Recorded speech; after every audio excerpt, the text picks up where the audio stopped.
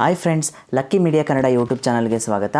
ಗೆಳೆಯರೇ, ಎಂದು ಮೂರನೇ ಹಂತದ ಲೋಕಸಭಾ ಚುನಾವಣೆ ನಡೀತಕ್ಕಂತಹ ರಾಜ್ಯಗಳು. ಸೊ ಈ ಒಂದು ರಾಜ್ಯಗಳಲ್ಲಿ ಯಾವ ರೀತಿಯಾಗಿರ್ತಕ್ಕಂಥ ಟ್ರೆಂಡಿಂಗ್ ಇದೆ ಅನ್ನುವಂಥದ್ದು ಮತ್ತು ನಮ್ಮ ರಾಜ್ಯದಲ್ಲಿ ಮೇ 7ಕ್ಕೆ ಎರಡನೇ ಹಂತದ ಚುನಾವಣೆ ನಡೀತಿದೆ. ಯಾವ್ಯಾವ ಕ್ಷೇತ್ರಗಳಲ್ಲಿ ಚುನಾವಣೆ ನಡೀತಿದೆ ಮತ್ತು ಪ್ರಸ್ತುತ ಟ್ರೆಂಡಿಂಗ್ ಹೇಗಿದೆ ಅನ್ನುವಂಥದ್ದನ್ನ ತಿಳಿತಾ ಹೋಗೋಣ.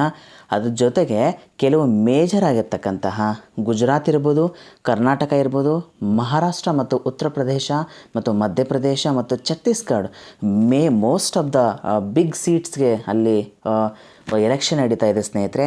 ಸೊ ಪ್ರಸ್ತುತ ಆ ಒಂದು ರಾಜ್ಯಗಳಿಗೆ ಸಂಬಂಧಪಟ್ಟಾಗಿ ಯಾವ ರೀತಿಯಾಗಿರ್ತಕ್ಕಂಥ ಟ್ರೆಂಡ್ ಮತ್ತು ಯಾವ ರೀತಿಯಾಗಿರ್ತಕ್ಕಂಥ ಸ್ಟ್ರೆಂತ್ ಇದೆ ಪಾರ್ಟಿ ವೈಸ್ ಅನ್ನುವಂಥದ್ದನ್ನು ಕೂಡ ತಿಳಿತಾ ಹೋಗೋಣ.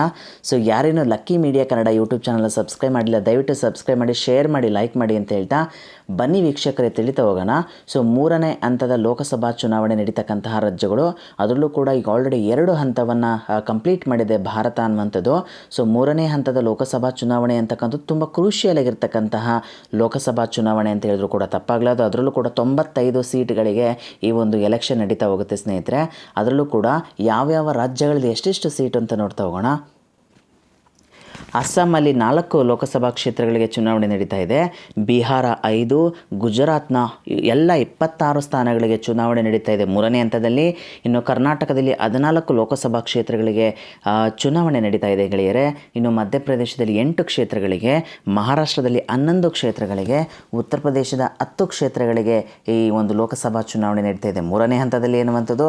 ಇನ್ನು ಪಶ್ಚಿಮ ಬಂಗಾಳದ 4 ಲೋಕಸಭಾ ಕ್ಷೇತ್ರಗಳು, ಇನ್ನು ಛತ್ತೀಸ್ಗಢದ 7 ಲೋಕಸಭಾ ಕ್ಷೇತ್ರಗಳು, ಗೋವಾದಲ್ಲಿ 2 ಲೋಕಸಭಾ ಕ್ಷೇತ್ರಗಳು, ದಾದ್ರಾ ನಗರ್ ಹವೇಲಿ ದಮನ್ ದಿಯುಗೆ 2 ಕ್ಷೇತ್ರಗಳು ಮತ್ತು ಜಮ್ಮು ಕಾಶ್ಮೀರದ 1 ಲೋಕಸಭಾ ಕ್ಷೇತ್ರಕ್ಕೆ ಸಂಬಂಧಪಟ್ಟಾಗೆ ಮೂರನೇ ಹಂತದ ಲೋಕಸಭಾ ಚುನಾವಣೆ ನಡೀತಾ ಇದೆ ಈ ಒಂದು ರಾಜ್ಯಗಳಲ್ಲಿ ಅನ್ನುವಂಥದ್ದು.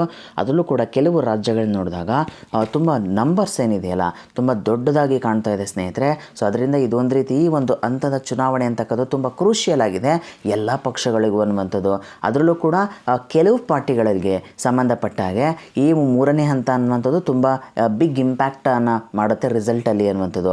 ಅದರಲ್ಲೂ ಕೂಡ BJPಯ ಭದ್ರಕೋಟೆಯಾಗಿರುವ ಈ 95 ಲೋಕಸಭಾ ಕ್ಷೇತ್ರಗಳು. ಸೊ ನಾವು ಟ್ರೆಂಡನ್ನು ನೋಡ್ತಾ ಇದ್ದರೆ ಸ್ನೇಹಿತರೆ, ಗೆದ್ದ ಕ್ಷೇತ್ರಗಳಾದರೂ 2009ರಲ್ಲಿ 47 ಕ್ಷೇತ್ರಗಳಲ್ಲಿ BJP ತನ್ನ ತೆಕ್ಕೆಗೆ ತೆಗೆದುಕೊಂಡಿದ್ದರೆ ಅದನ್ನು 2014ರಷ್ಟೊತ್ತಿಗೆ 67 ಸ್ಥಾನವನ್ನು ಮಾಡ್ಕೊಂಡಿರುತ್ತೆ.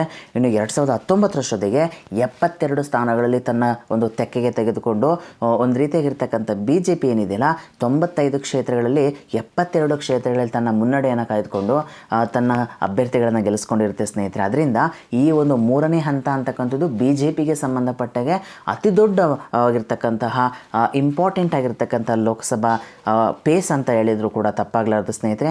ಅದರಿಂದ ಈ ಒಂದು ಅಂಶವನ್ನು ನಾವು ತಿಳ್ಕೊಳ್ಳಬೇಕಾಗುತ್ತೆ. 2019ರಲ್ಲಿ 72 ಸ್ಥಾನಗಳಲ್ಲಿ BJP ತನ್ನ ತೆಕ್ಕೆ ತೆಗೆದುಕೊಂಡಿತ್ತು.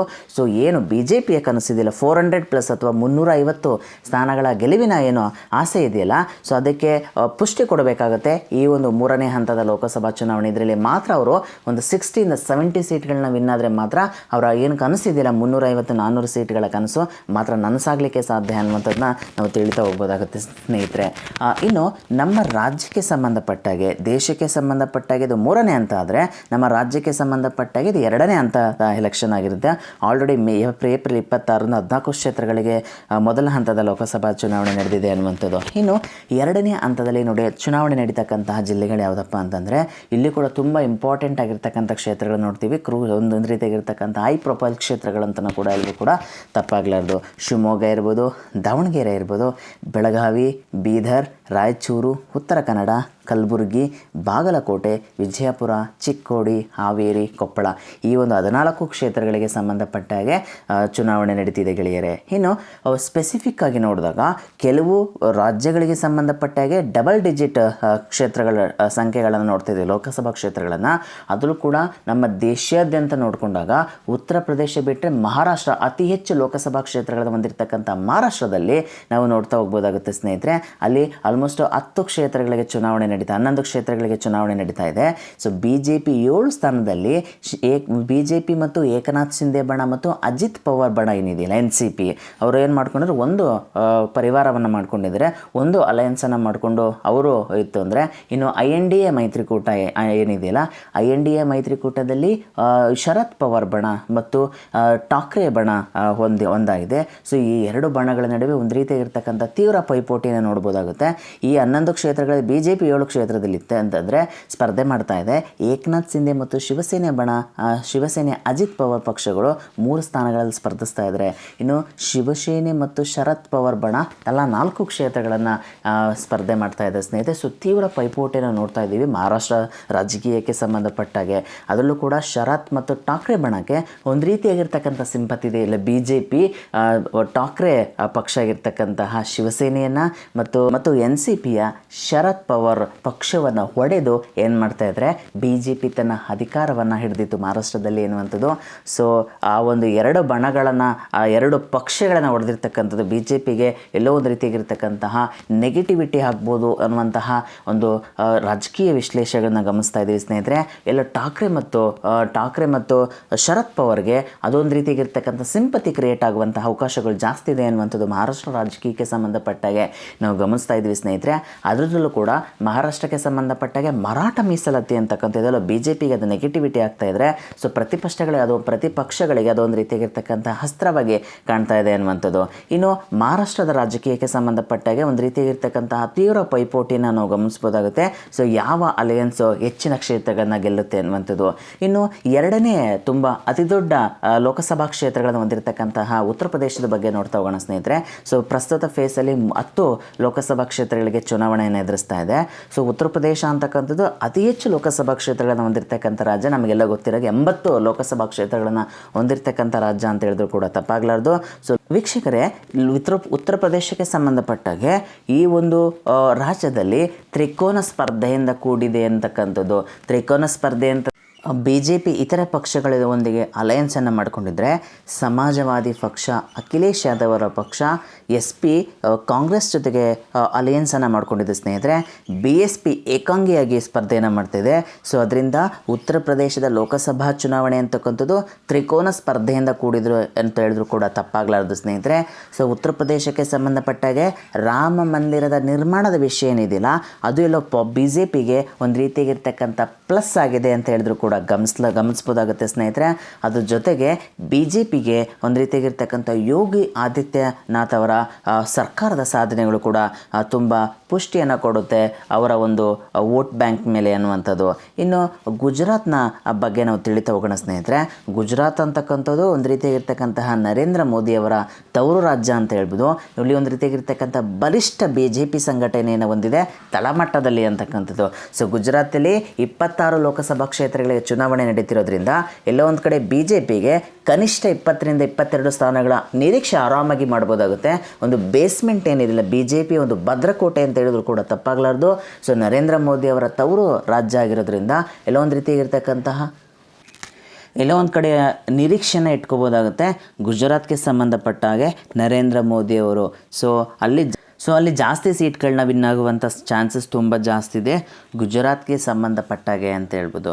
ಸೊ ಗುಜರಾತಲ್ಲಿ ಅವರು ಜಾಸ್ತಿ ವಿನ್ ಆದರೆ ಮಾತ್ರ 25 ಅಥವಾ 24 ಆಸ್ಪಾಸ್ ಬಂದರೆ ಅವರ ಏನು 350 ಕನಸು ಅನ್ನುವಂಥದ್ದು ಈಡೇರಲಿಕ್ಕೆ ಚಾನ್ಸಸ್ ತುಂಬ ಜಾಸ್ತಿ ಇದೆ ಅನ್ನುವಂಥದ್ದು.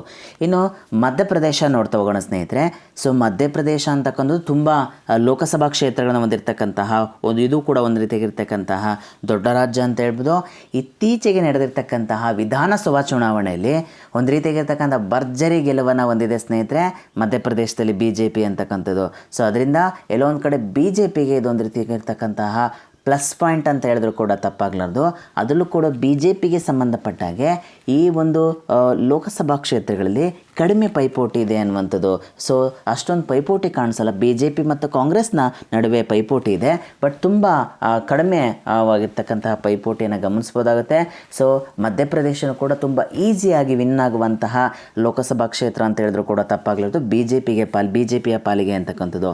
ಇನ್ನು ಛತ್ತೀಸ್ಗಢ 11 ಲೋಕಸಭಾ ಕ್ಷೇತ್ರಗಳನ್ನು ಹೊಂದಿರತಕ್ಕಂಥ ಛತ್ತೀಸ್ಗಢದಲ್ಲಿ ಈ ಬಾರಿ 7 ಲೋಕಸಭಾ ಕ್ಷೇತ್ರಗಳಿಗೆ ಚುನಾವಣೆ ನಡೀತಾ ಇದೆ. ಅದರಲ್ಲೂ ಇತ್ತೀಚೆಗೆ ನಡೆದಿರ್ತಕ್ಕಂಥ ವಿಧಾನಸಭಾ ಚುನಾವಣೆಯಲ್ಲಿ BJP ಭರ್ಜರಿಯಾಗಿರ್ತಕ್ಕಂತಹ ಮತ ಪ್ರಮಾಣ ಜಾಸ್ತಿ ಮಾಡಿಕೊಂಡು ಮತ್ತು ನಂಬರ್ ಆಫ್ ಸೀಟ್ನ ಜಾಸ್ತಿ ಮಾಡಿಕೊಂಡು BJP ಅಧಿಕಾರದಲ್ಲಿದೆ. ಅದೇ ಒಂದು ಕಡೆ ಪಾರ್ಲಿಮೆಂಟ್ರಿ ಎಲೆಕ್ಷನಲ್ಲಿ ಅದೇ ಒಂದು ರೀತಿಯಾಗಿರ್ತಕ್ಕಂಥ ವಾತಾವರಣ ಸೃಷ್ಟಿಯಾಗುತ್ತೆ ಅನ್ನುವಂಥದ್ದನ್ನ ಕೂಡ ಗಮನಿಸ್ಬೋದಾಗುತ್ತೆ. 6 ಕ್ಷೇತ್ರಗಳಲ್ಲಿ BJP ತನ್ನ ಸಂಸದರನ್ನು ಹೊಂದಿದರೆ, ಒಂದು ಕ್ಷೇತ್ರದಲ್ಲಿ ಕಾಂಗ್ರೆಸ್ ತನ್ನ ಸಂಸದರನ್ನು ಹೊಂದಿರತಕ್ಕಂತಹ ಕ್ಷೇತ್ರಗಳಲ್ಲಿ ಎಲೆಕ್ಷನ್ ನಡೀತಾ ಇದೆ ಅನ್ನುವಂಥದ್ದು. ಸೊ ಛತ್ತೀಸ್ಗಢಕ್ಕೆ ಸಂಬಂಧಪಟ್ಟಾಗ ಕೂಡ ಎಲ್ಲೋ BJPಗೆ ಒಂದು ರೀತಿಯಾಗಿರ್ತಕ್ಕಂಥ ಪಾಸಿಟಿವ್ ವೈಬ್ ಇದೆ ಅಂತ ಹೇಳ್ಬೋದು. ಸೊ ಇಲ್ಲಿ ಯಾವ ರೀತಿಯಾಗಿರ್ತಕ್ಕಂಥ ಟ್ರೆಂಡ್ಸ್ಗಳನ್ನ ನಾವು ಮುಂದಿನ ದಿನಗಳಲ್ಲಿ ನೋಡ್ಬೋದಾಗುತ್ತೆ ಅಂದರೆ, ಪ್ರಸ್ತುತವಾಗಿರ್ತಕ್ಕಂಥದ್ದು BJPಗೆ ಎಲ್ಲೋ ಫೇವರ್ ಇದೆ ಈ ಒಂದು ರಾಜ್ಯಗಳು ಅನ್ನುವಂಥದ್ದು. ಸೊ ಒಟ್ಟಾರೆಯಾಗಿ 3ನೇ ಹಂತ ಅಂತಕ್ಕಂಥದ್ದು BJPಗೆ ತುಂಬ ಕ್ರೂಷಿಯಲ್ ಆಗಿದೆ ಸ್ನೇಹಿತರೆ. ಸೊ ಅವರ ಏನು 400+ ಕನಸು ಅನ್ನುವಂಥದ್ದು ನನಸು ಆಗಲೇಬೇಕು ಅಂತಂದರೆ ಈ ಒಂದು 3ನೇ ಹಂತದ ಚುನಾವಣೆ ಅಂತಕ್ಕಂಥದ್ದು ತುಂಬ ಇಂಪ್ಯಾಕ್ಟನ್ನು ಮಾಡ್ತಾ ಹೋಗುತ್ತೆ ಅವರ 350 ಮತ್ತು 400 ಕನಸಿನ ಮೇಲೆ ಅಂತಕ್ಕಂಥದ್ದು. ಅದರಿಂದ BJPಗೆ 95 ಕ್ಷೇತ್ರಗಳಲ್ಲಿ 72 ಕ್ಷೇತ್ರಗಳು ತನ್ನ ಪ್ರಾಬಲ್ಯವನ್ನು ಮೆರೆದಿರೋದ್ರಿಂದ ಎಲ್ಲೋ ಅದು ಆ ಕ್ಷೇತ್ರಗಳನ್ನು ಉಳಿಸಿಕೊಳ್ಳೋದ್ರ ಜೊತೆಗೆ ಇನ್ನು ಹೆಚ್ಚಿನ ಕ್ಷೇತ್ರಗಳನ್ನು ಅದು ಕಬಳಿಸ್ಬೇಕಾಗುತ್ತೆ. ಆಗ ಮಾತ್ರ ಅವರ ಒಂದು 400+ ಟಾರ್ಗೆಟ್ ಇದೆಯಲ್ಲ ಅದು ಮಾತ್ರ ಸಕ್ಸಸ್ ಆಗೋದಕ್ಕೆ ಸಾಧ್ಯ ಅನ್ನುವಂಥದ್ದು. ಇನ್ನು ಕೆಲವು ಕ್ಷೇತ್ರಗಳಲ್ಲಿ ತುಂಬ ಬಿಗ್ ಫೈಟನ್ನು ಕೊಡ್ತಾ ಇದ್ದಾರೆ ಸ್ನೇಹಿತರೆ ಬೇರೆ ಪಕ್ಷಗಳು ಅನ್ನುವಂಥದ್ದು. ಈ ಒಂದು ಕ್ಷೇತ್ರಗಳನ್ನ ಉಳಿಸ್ಕೊಳ್ಳುತ್ತಾ ಅಥವಾ ಇನ್ನು ಹೆಚ್ಚಿನ ಕ್ಷೇತ್ರಗಳನ್ನ ತನ್ನ ಪಾಲಿಗೆ ತೆಗೆದುಕೊಳ್ಳುತ್ತಾ ಅನ್ನುವಂಥದ್ದನ್ನ ನಾವು ಜೂನ್ 4ರಂದೇ ನೋಡಲಿಕ್ಕೆ ಸಾಧ್ಯ. ಸೊ ಇಷ್ಟು ಈ ವರದಿಯಾಗಿರುತ್ತೆ ಸ್ನೇಹಿತರೆ ಈ ವಿಡಿಯೋ. ಸೊ ಯಾರಿನ್ನೂ Lucky Media Kannada YouTube channel subscribe ಮಾಡಿಲ್ಲ ದಯವಿಟ್ಟು ಸಬ್ಸ್ಕ್ರೈಬ್ ಮಾಡಿ, ಶೇರ್ ಮಾಡಿ, ಲೈಕ್ ಮಾಡಿ ಗೆಳೆಯರೇ. ನನ್ನ ಚಾನಲ್ಗೆ ಸಪೋರ್ಟ್ ಮಾಡಿ. ಏನಾದರೂ ಹೇಳಬೇಕಿತ್ತು ಅಂತಂದರೆ ಕಮೆಂಟ್ ಸೆಕ್ಷನಲ್ಲಿ ಕಮೆಂಟ್ ಮಾಡಿ. And thank you so much ಗೆಳೆಯರೇ.